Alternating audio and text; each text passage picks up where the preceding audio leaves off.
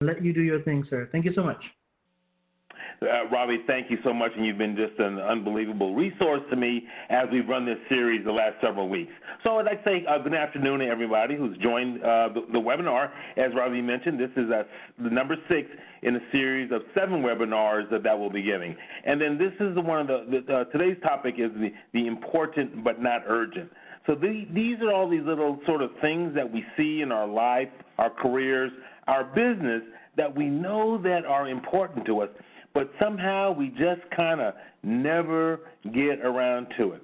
So we're going to talk a little bit about how important these important but not urgent things are, and give you some tools, tactics, techniques to how you might address them. Because I think as we exit the pandemic crisis, these are the kinds of things that are going to be even more important as we restart or re-engage our businesses and our careers. So that's me, Austin Tennett. I'm honored to be a member of the HCC extended staff. I'm a business plan, competition advisor and trainer, and an entrepreneur in residence at the Northeast campus. My day job is I'm a certified business coach, and I work extensively in corporate leadership, executive training, and leadership coaching. In my long corporate career, ran a strategy function for a large company. Ran a business unit leader where I had, at my height, had 1,700 employees and 300 client relationships. And then before I exited my corporate career, I had extensive experiences in business development, account executive. So my goal for today, as it has been for the entire series, has really been just to create some awareness on the part of the participants to think a little bit differently about your enterprise, your current business, because as we begin to exit the pandemic, people are returning to work. I'm not going to say it's going to be business as usual, because things will absolutely be different, but that shouldn't be a surprise, because we know in business the only constant is change. But that's kind of my goal, again, is to create some awareness, provide some education. But if you'd be so kind as to just type into the chat box, what are your goals for attending? What prompted you to invest an hour of your time today to join us on this webinar? So we'll do that, and we'll come back to your responses a little bit later. So we want to talk about our journey so far. Again, this is the 6th in the series of 7. And last week we covered some key principles around kind of financially right-sizing your enterprise. And we talked about how important the ability to maintain cash during this difficult period. Cash is king. We introduced the concept of zero-based budgeting.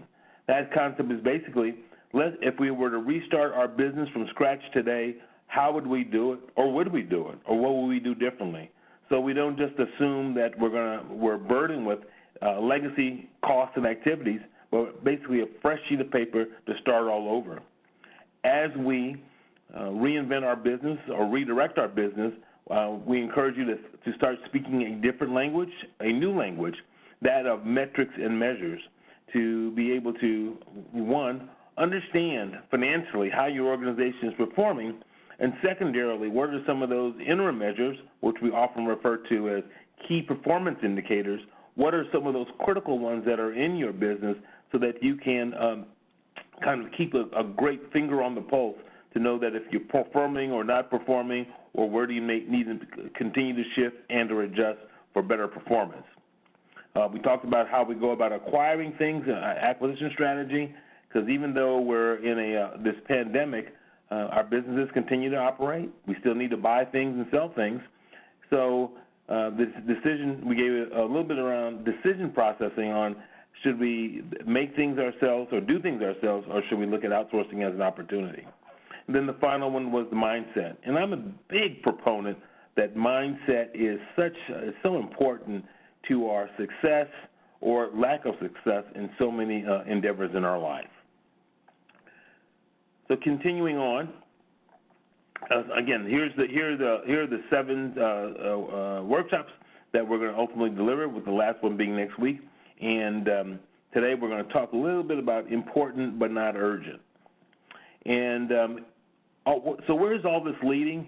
So all of this is ultimately leading to a business resilience workshop series that we'll be offering probably later this month or maybe early June. We've got a team of wonderful content writers that are fine-tuning the presentations. But in these series of 8 workshops that we'll have, and they'll run about 2 hours each, but these are the basic concepts that we're going to cover.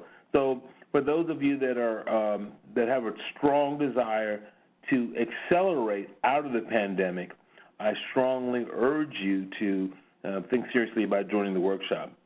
Based on, we're going to be doing this in conjunction with the HCC Corporate College, and based on certain criteria, most business owners and leaders will be able to participate in the workshop at little or no cost. So right now, that's probably a price point that works for many of us. So as we get into our topic for today, important but not urgent, I want you to keep this matrix in mind. This is a matrix that we've seen in a variety of places, but in our businesses, in our careers, in our lives, we're confronted with interruptions or distractions at all time, and they fall into one of these 4 buckets. And then we'll get into these buckets a little bit more in detail as we get into the presentation. So the problem, we always like to start with the problem statement. And even though many businesses are shut down at this time or customers have gone to other places, we're still really, really busy. In my coaching organization of a couple of hundred coaches or so, we get together regularly, we discuss what's going on, how we can be better resources to our clients. I think, and I'll speak for myself, I think I've been as busy, if not busier, than I had when things were so-called normal. So just a lot of things going on. And as a result of that busyness and our desire to get things done, to knock things off our to-do list, it creates a little bit of a fog. So we get focused on what's in front of us, and we forget that there's other opportunities, or there's the world out there around us that continues to move on and maybe potentially creating some opportunities for us. But we're a little bit in the fog about this. And I think this is even more critical, or becomes even more apparent, as we deal with the issues related to the pandemic. Because as I've shared in earlier workshops, what we're seeing here is people are waiting for the answer. They're waiting for something, right? So I was talking with another advisor yesterday who works with one of the government organizations and business advisor, and I said, hey, Steve, what are you hearing from your clients in regards to the way forward? What are they, what are people looking forward to, or how are they going to restart their businesses, that sort of thing? And he says, Austin, you'd be surprised. He says, I have talked to very, very few of my clients. I've done some outreach, but as I speak to them, very few of them are engaged in proactive planning about what their business is going to do or what it's going to be like once the pandemic or the stay-at-home order is lifted.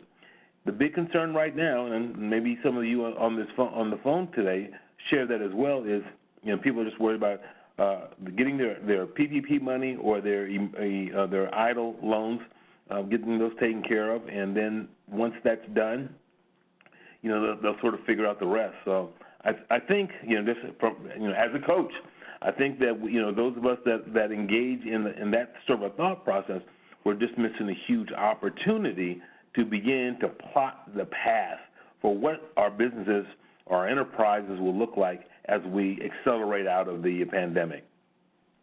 So since we're busy, since we're in this fog, we never get to wherever it is we want to go, because in part we're not sure about what the destination looks like, and so if you don't know the destination, then it's hard to the path. And this really shows up in our inability to set priorities. So in the movie City Slickers, as you remember, for those of us old enough or mature enough to remember it, Jack Palance challenged the guys to do one thing and do one thing well. So it's amazing in the work that I do with my clients, when I'll ask them what I think is sort of a very simple or straightforward kind of question, something along the lines of, Who is your target customer? Or what does a great customer look like for you? You'd be surprised at how many people stumble over that question. Or they'll say things like, wow, that's a great question. Nobody's ever asked me that.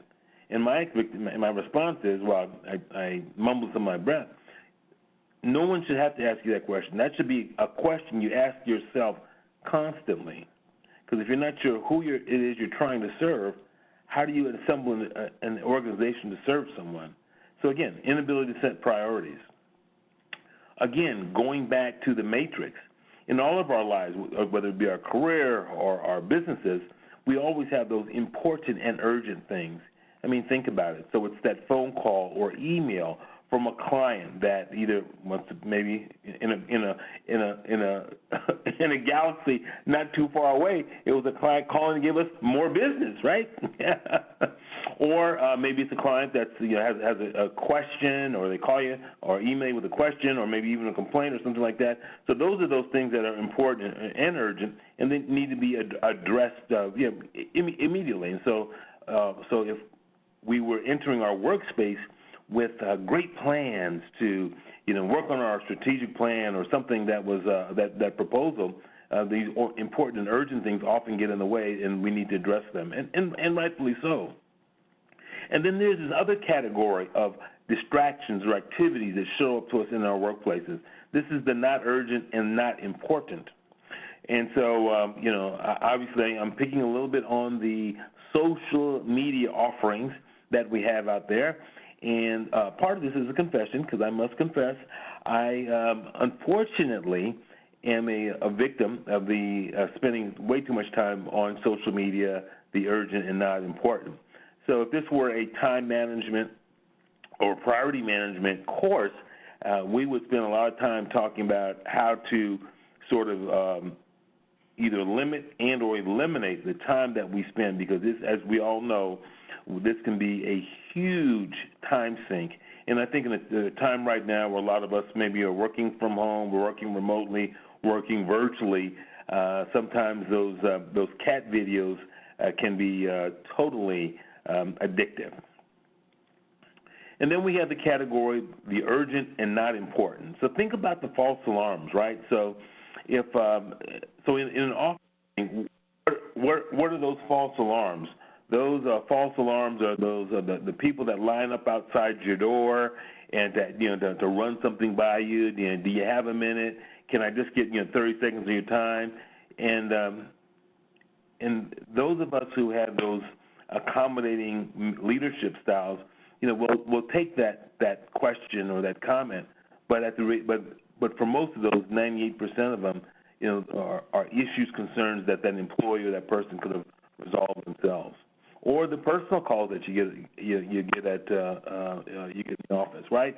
They're urgent because or the email pops up, so that creates some urgency, even though it's a very false sense of urgency. But as you get into the conversation, this is something that's really not going to help you accomplish the big goals or priorities that you've established for yourself. Really, but if it was, we would spend a lot more time on how to address and hit some of these things off. Okay, good. So hopefully all is well on my. Okay.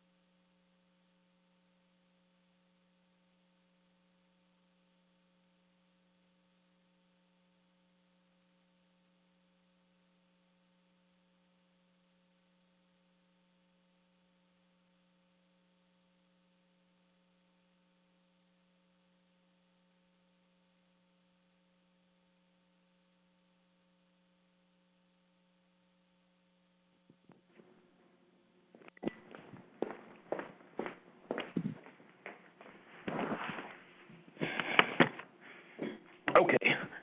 My webinar checklist failed me, so I'll have to update that again. But anyway, again, these not urgent but important things are things like strategic planning, taking care of your own personal health. We'll get into a little bit more, but these are things that are really, really important for the more longer-term health of our career and/or our businesses. But again, these are those things that we often say, "Hey, that's important," but I don't have any time. But I never got around to it to address it. So by focusing on these these important but not urgent things, we're able to create a strategy to achieve and execute against them. It creates the sort of power that we're all looking for in our businesses to be successful. And with strategy, we are able to clearly define the way forward. Giving us the ability to harness challenges that will ultimately see. Again, that challenge in my world is an opportunity. So as we think about as we accelerate out of the pandemic, the things that I share with my clients, or the things that I share with those that I mentor in the business planning competition, is that something like the pandemic, what it does is it creates new problems, and new problems create the need for new solutions to address those problems, and those new solutions, for those who are paying attention, create opportunities to grow, expand our respective businesses.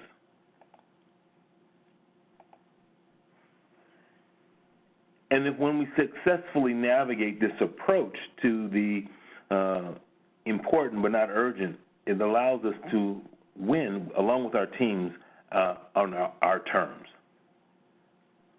And so the big idea associated with this is, and I like to refer to that as the keys to the kingdom, because I think it's just that important, it's that strategic, that going down this path, it can create some wonderful opportunities for us. So the good news is that what we'll share in the next few slides, it's really about not doing more, but it's really sort of getting refocused. Less is more. So I'm not going to ask you to do 200 new things or 100 new concepts in this area. What I'm really going to ask us is how do we get focused?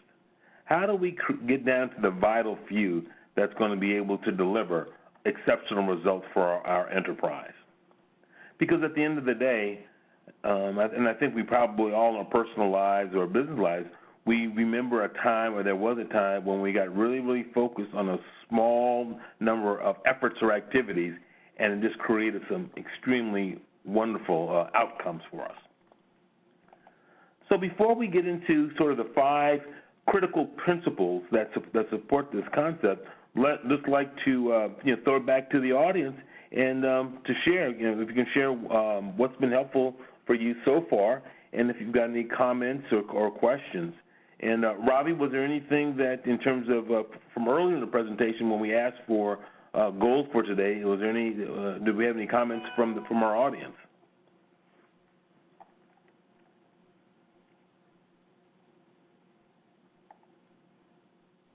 Hey, Austin, so I want to quickly share that I am screen sharing the meeting onto our Facebook groups and putting it in the as a room in the Facebook great. groups with Houston Startup, and also with our own internal HCC's Eagle to Eagle group. So everything that I see on the screen gets reshared into Facebook, and they just basically get the audio and the video. So I haven't seen anything in the chat from the folks here who are getting sort of this one-on-one with you.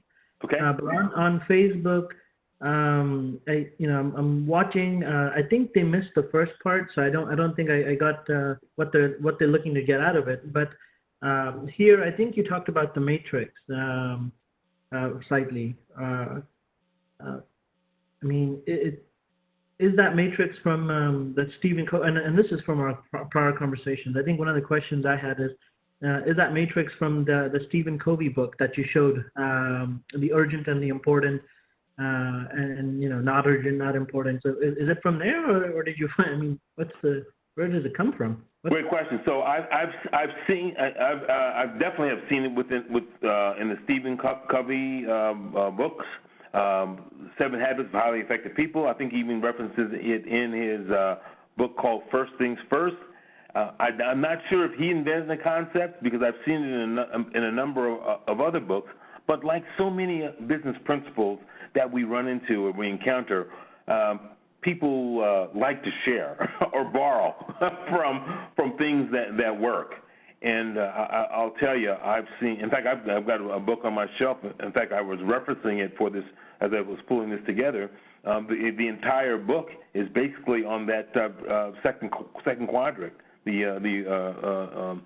important but not urgent things. So the good news is we're not exactly sure who the author is or who came up with the phrase, but it's definitely a time-tested business principle that one of those things that continues to pay benefits for those who are able to follow it and execute against it. Thanks.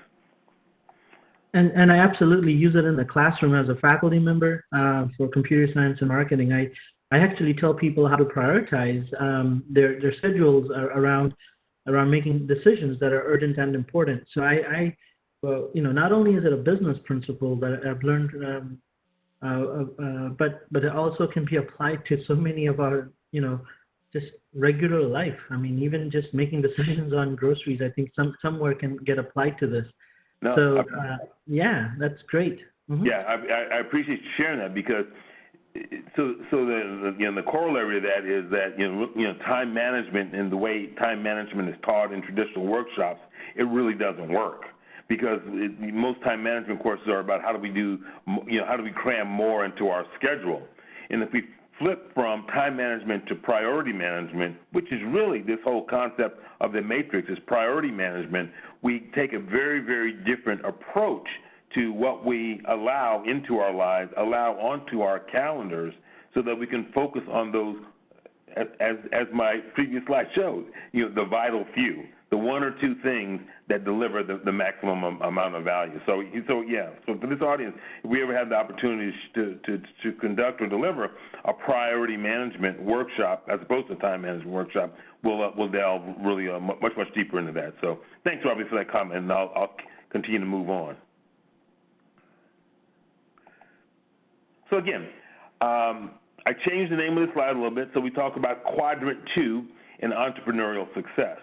So let's just kind of walk through that, what's in Quadrant 2 right now. Now, obviously, we're not going to touch on all of these things, but if you think about those things, business planning, our personal health, our professional development, listening in relationships, I got a lot of work to do in that listening part.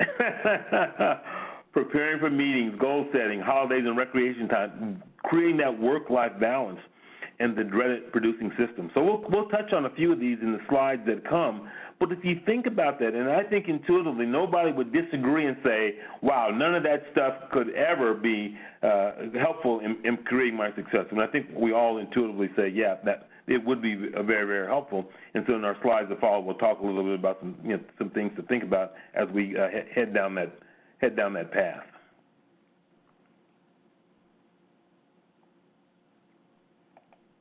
Okay, so 5 key principles, and the first one is strategic plan. Strategic plan is absolutely mission critical to figure out what your direction is.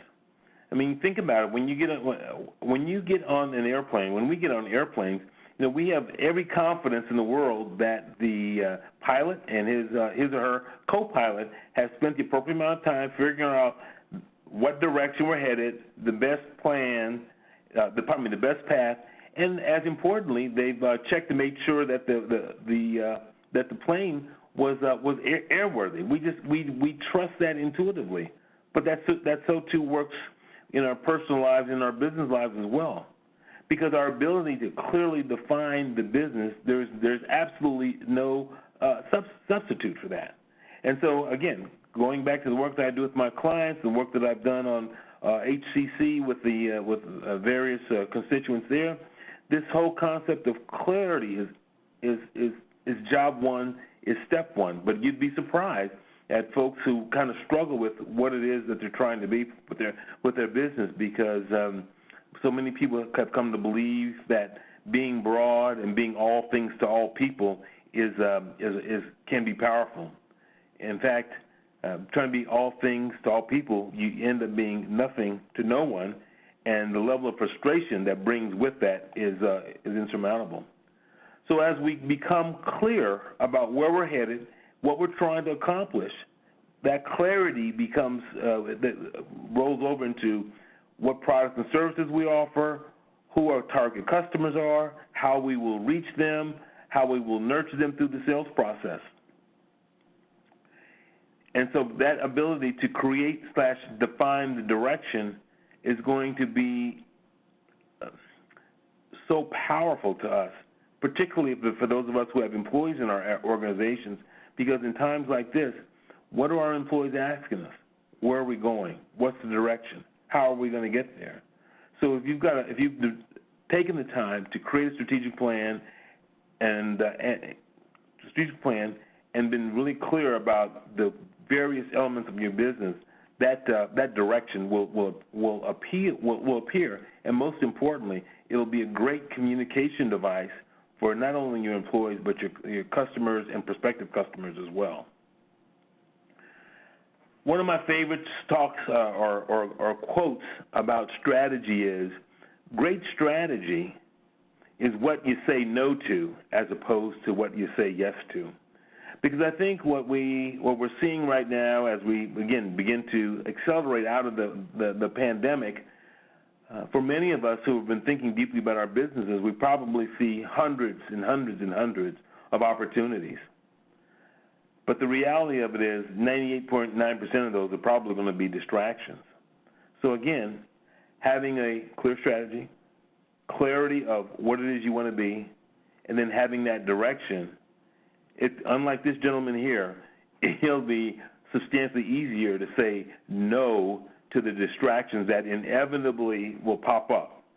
As I share in my strategic planning sessions I lead with clients, is once you decide on a direction and what you're going to do and create that sort of, I'm only focusing on what's inside the circle, within 24 hours of you saying that, invariably opportunities will show up outside the circle.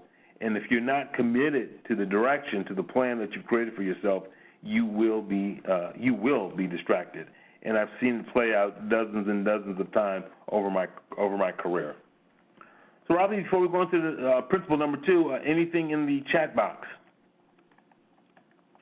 So, Austin, I did get one feedback from actually a friend of mine who's part of the Houston Startup Group. He just says the 80 by 20 rule, right? About focusing 80% of your time for the 20% of your base or your customer. Is that what you're talking about here a little? Is that the thought? Great question. Yeah. So the 80-20 or Pareto's analysis is definitely under this same umbrella. So the concept is that 80% of our results come from 20% of our activities. But if I were to ask the typical business person who's just kind of going along and getting along, if you were to ask them what those 20% of those activities were, they couldn't tell you, right? They would give you the blank stare, deer in the headlights look, and couldn't tell you. So that is one of the features or benefits of engaging in a strategic planning process that can help us again get like that one kernel of rice we saw on that spoon. What is the vital one or the vital 2 things that we need to focus on? And so, was there anything else? Was that it, Robbie? That and then, so I think it's important that everyone uses that 80 by 20, but not everybody understands its full meaning. And what you've said here was really nice. That most people can't define the 20% that affect 80% of their results. Any tips beyond what you've said so far? Because he's trying to understand it beyond just that. what can he do to really understand his 20%? Okay, so as a shameless marketer of our workshop series that's going to be coming up here shortly, I'm definitely invite him or his colleagues to participate in that, because that's one of those key or critical concepts that we're going to cover in the workshop series. And so because oftentimes owners, company founders, well, we'll have blinders on as it relates to what it is we're trying to accomplish with our business, what direction that we're heading. It's really, really, really difficult to focus.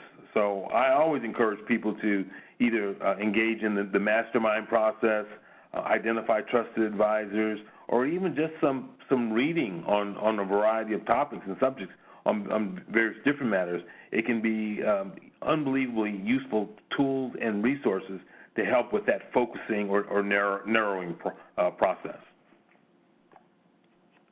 Well, let's keep moving on. One more. I know our time's moving on, and we got a few more principles that we want to cover. So obviously, number 2 is goal setting. So with that strategic plan, when done well, when done correctly, it's going to create some opportunities for us. And as I like to say, if you don't capture, there's goal setting, and then there's goal setting and goal achievement. And the achievement part is where the money is. And as we've talked about in previous seminars, or previous webinars, there's 7 steps to goal setting and achievement. First of all, it's deciding what you want. Again, in a good strategy process, we'll do that. Writing it down, capturing it, and then creating a date. When is it that we will accomplish this specific goal? Create a list of everything that it's going to take for you to accomplish that particular goal. Could be 10 steps, it could be 20 steps. Take that list and prioritize it, and then get started. And then my favorite part of goal achievement is eat the frog. So Austin, what is this eat the frog you speak of? It's I'm not sure if it was Brian Tracy or Mark Twain that coined the phrase, but the concept is, if the most difficult thing that you have to do on a particular day is eat a frog, the question is, are you better served eating it first thing in the morning, or are you better served looking at that frog all day long, thinking about how terrible it's going to taste and what it's going to be like going down your throat, and wait till the last possible minute to eat the frog? So I think intuitively, we all know that eating that frog first thing in the morning, get the worst thing off of our plate and getting it done will serve us well. So too with our goal-setting process.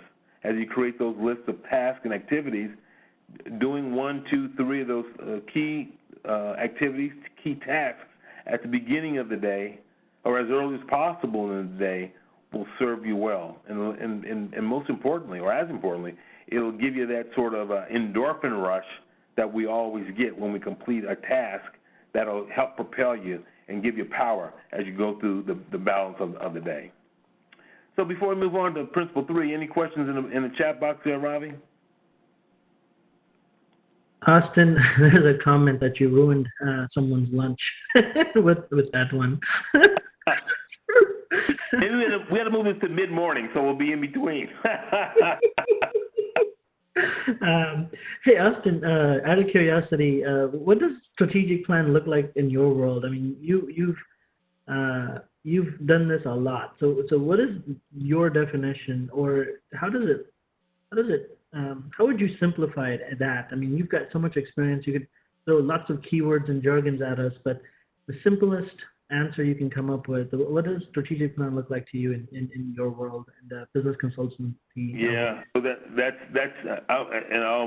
I'm happy to admit I'm on a journey. When I ran a strategy function for a very large organization, we're about $1 billion in revenue, 110,000 employees globally. It was a 16-week process, thoroughly exhaustive. We interviewed customers, did in-depth competitor analysis. I mean, anything you can think of, we touched on market segments. Sorry, you said 16 or 60? 16 weeks, I'm sorry. Okay, thank God. Felt like 60. but I'm glad you asked that. So, and then at the culmination of that part, literally the first two passes, we created probably a 400-page strategic plan. It was it was an unbelievably massive document, but it was well thought out and well done. But then what happens with that document like that? Then you've got to go get board approval and different approvals, and then you start on the execution against the plan, right? So what you're seeing here is you've got to form a team and create some coalitions and around what we're going to do and how we're going to do it and so on and so forth. So you look up and it's like 6 or 7 months, and before you really start taking some actions against this beat the world strategy. And so, as we know now, 12 weeks, 16 weeks, 20 weeks, that's an eternity in business. So over the years, I've been able to, working with others and partnering up with other folks, and so now the strategy process is, we can get a lot done in literally like a 3 to 4 hour session. Now, of course, it won't be as totally exhaustive as a 16-week process. But the beauty of it is when you think about time to value, the time we sort of conclude our planning to the time we start our execution, literally, and I've had this happen where we spent half a day, the front end of the day, kind of creating the plan and fine-tuning the plan, and then people were in execution mode later that afternoon or the next day. So the whole thing, particularly with how our business cycles have changed, and that's the advantage of smaller enterprises. They can be a lot more flexible and nimble. So we create something more of a half day, full day at the max, kind of an approach, so that we can get people out executing. Because the reality of it is, as that noted philosopher, heavyweight champion, former heavyweight champion Mike Tyson said, everybody has a plan in the ring until they get hit in the face, right? So too is your strategic plan. Plans never fail on paper. It's in the execution is what we understand was, it was a good idea, or we need to fine-tune and that sort of thing. So the faster we're able to get the plan out, start executing against it, and seeing what's working and what's not, the better off the enterprise will be.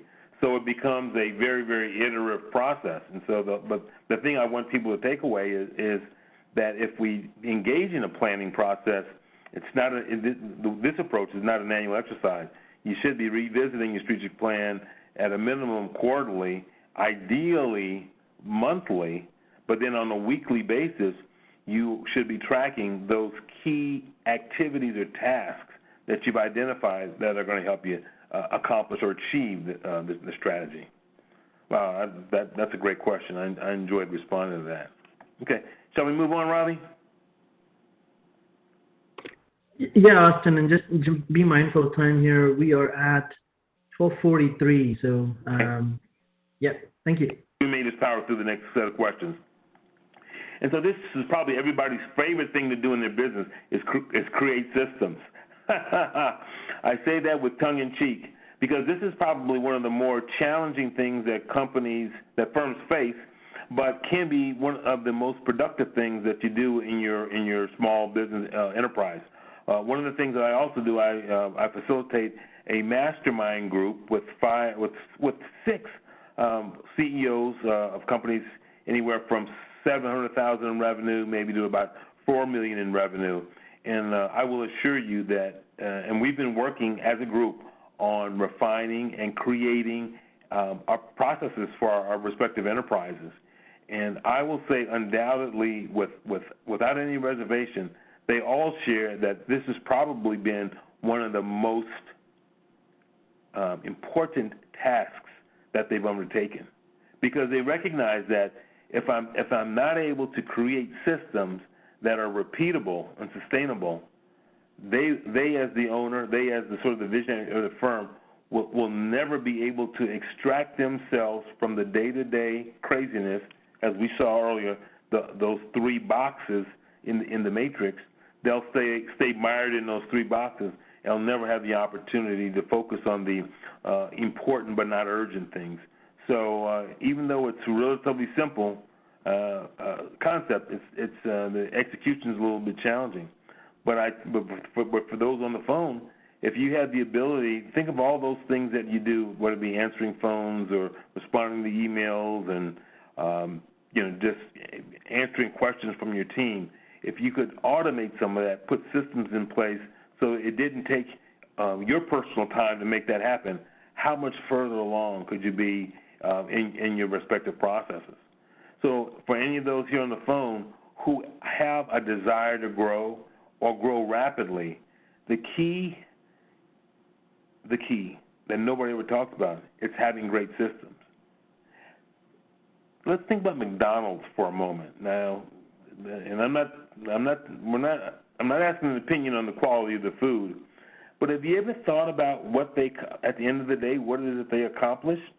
They probably have a turnover rate of 200 to 300%, right? So they are always working with brand new workers, the youngest workers in any kind of workforce and that sort of thing.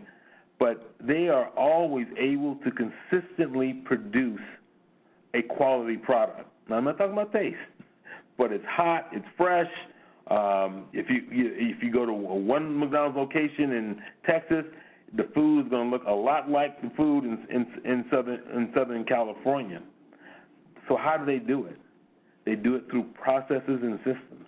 And this is why they're the most successful franchise of all time, 30-plus thousand locations around the world, because they found out early on in the growth of their business that processes and systems was the way to go. So if any of you are struggling or trying to figure out the key to growth, I would definitely start with systems and processes, and specifically those systems and processes that remove you from the day-to-day activity of making things happen. Then, of course, you can't have a system or process without a whole host of tools on how we measure. And we covered this on the last one, last week's workshop, so I won't cover it again. But measurement is absolutely mission critical. And I'm not just talking about monthly financial statements. I'm talking about in-process measurements to make sure that we're heading in the right direction, and most importantly, for the right reasons. Principle number 4, professional development. Absolutely mission critical, because I do a lot of educational workshops as well, and so when people show up, often they say, "Wow, I should have taken this class or this workshop several years ago or several months ago." And I said, "Well, what took you so long to get here?" I never got around to it. If it wasn't for I'm convinced that if it wasn't for people with certifications who had continuing education requirements every 2 years, or they lose their license, I think most people would just blow off the professional development altogether. Scholarly pursuits are absolutely mission critical for a variety of reasons, because right now our world is changing so fast. What was state-of-the-art or leading class or best in class, 2 months ago is now obsolete technology. So our ability to stay on top of that through reading books, attending webinars, in the good old days, going to, face-to-face in-person workshops. I wonder if we'll ever get back to that. Because personally, I just miss being in front of a room, sharing ideas and concepts like that, and then being able to see the immediate reaction of the folks that are in the room. But I also understand that live training workshops is only one of maybe 100 different ways to pursue your scholarly pursuits. But in my free time, I like to hang around with a couple of cool cats. So these are my just a couple of my billionaire best friends. But a couple things that they share that I just think is absolutely golden. So Warren Buffett there on the right, and these guys, what a group to be in. They take turns being the richest guy in the world, right?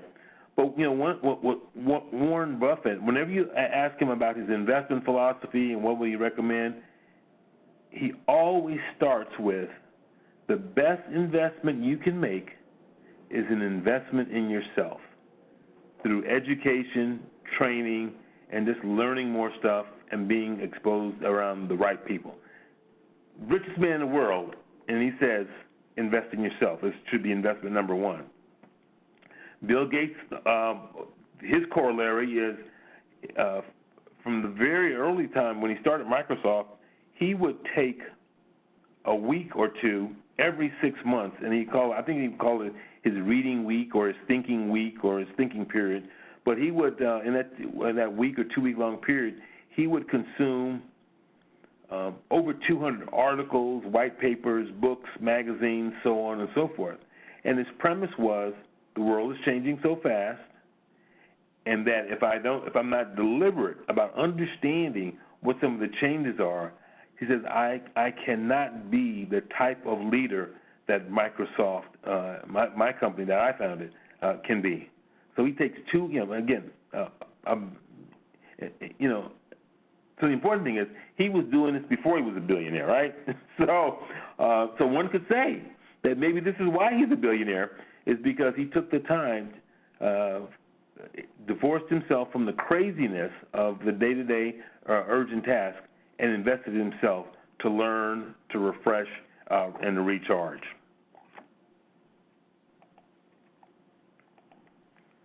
Okay, we'll keep going in the interest of time, and we'll get down to our final principle.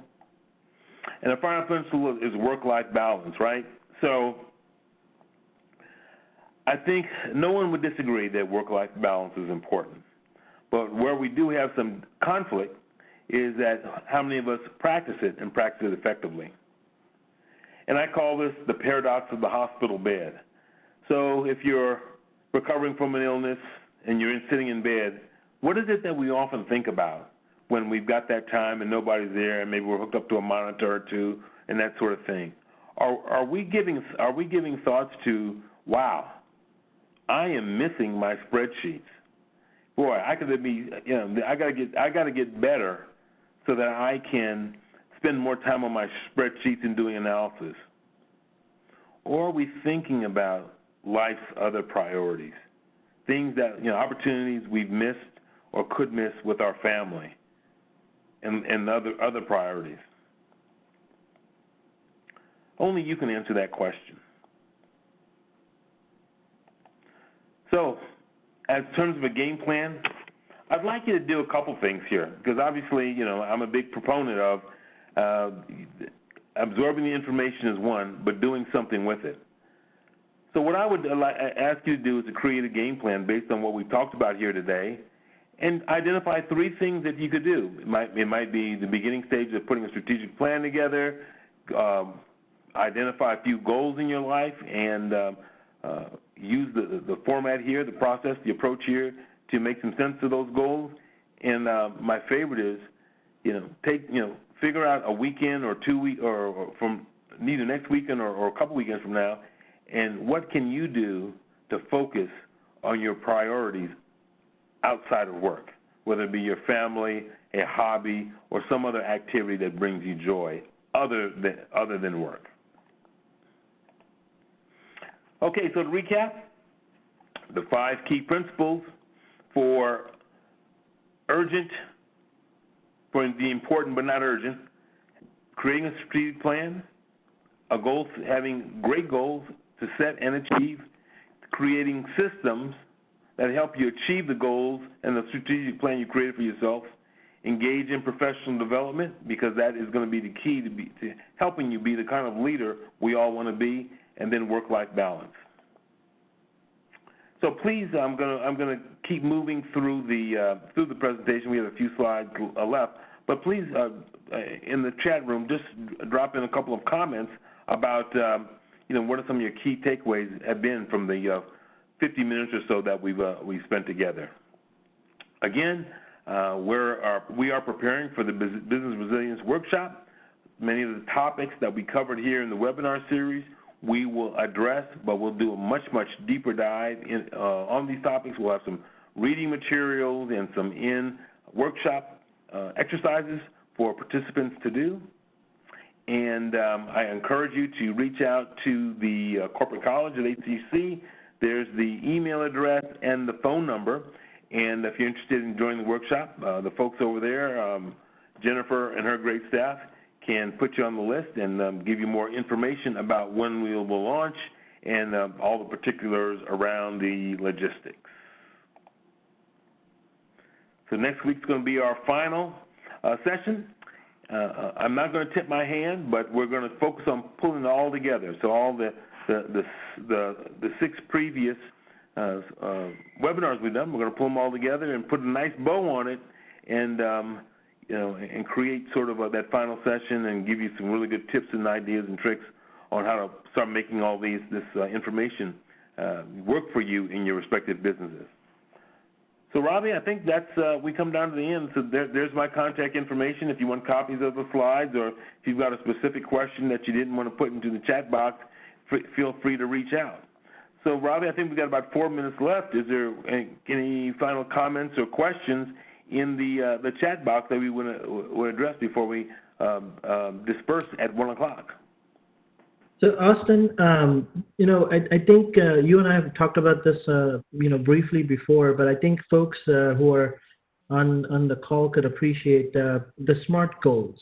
Could you just talk about that a little bit? What do you define the SMART goals as, and how can people actually use it?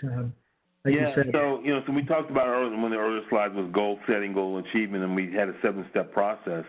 And another approach is what we call the SMART goals. And SMART is just an acronym for ensuring that the goals we set for ourselves are very specific, that they are measurable, and we've talked about measuring our activities and output repeatedly, achievable, obtaining world peace is not an achievable goal, at least in today's environment. So I would encourage somebody to be a little bit more specific, a little more granular. And then the R stands for resource constraint. Do we have the right resources, or what resources will we need to achieve this particular goal? And then the T in the SMART goal acronym stands for time phase. We just don't, when we ask people, well, when do you plan to complete that task or activity, when they say, well, I don't know when I get around to it. So that doesn't make it a SMART goal, right? So if they say, I'll be done in the next 90 days, that's a great answer. In fact, oftentimes people tell me the reason they don't set goals is because they're afraid that they won't achieve them because the time frame may be too aggressive and that sort of thing. So rather than give up on the goal, move the time bar out a little bit. So that's always my suggestion, recommendation to them. Great, that's awesome. So SMART was it's an acronym for specific, measurable, attainable, realistic, time-bound goals. That's awesome. I'm sure people can Google this as well and get some more insights. But Austin, last question. We've got 2 minutes on here, and really, at the center, when we were open, we would get these business owners who come in, and they seem like they're working 70, 80 hours a week on their business and feel like they're not getting anywhere. There's just no progress that they could stake a flag in and say, this is my accomplishment, because they're just constantly working and working and working harder and harder and harder, but they don't seem like they don't feel like they've gained any progress. What advice would you have for those folks who are genuinely trying and genuinely putting in the man hours, but they're not feeling like they've gained progress? Yeah. Thoughts on that? So that's another great question. So the challenge with most of those folks is that they lack direction, and as a result, they're really trying to do everything themselves, because they say things like, yeah, I could use an assistant, but I can't afford one, right? My flip side is, you can't afford not to. So as I meet people like that, I would walk them through a process very similar to the contents of this particular webinar. Again, what is that single grain of rice or two that only you can do, or that if you could focus 100% or 90% of your time on those two grains of rice, what would they be? And what would be the associated outcomes that you can create? and then we'll work on a process. How do we get rid of the other stuff?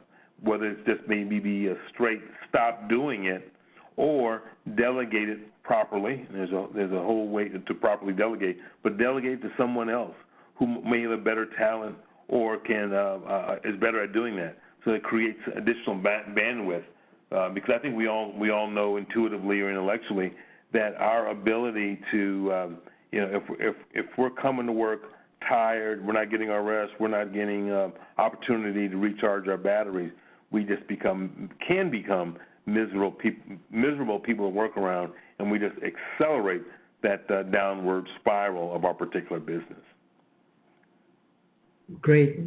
Thank you so much, Austin. So I had to mute somebody from the Facebook group there who just joined in, and his audio was coming in, but I don't think you got all that, but I got your answer. All right, folks, time is up. Austin, thank you so much for your experience and your knowledge here. I think it really is helpful, and it does support our community. So thank you for doing what you do.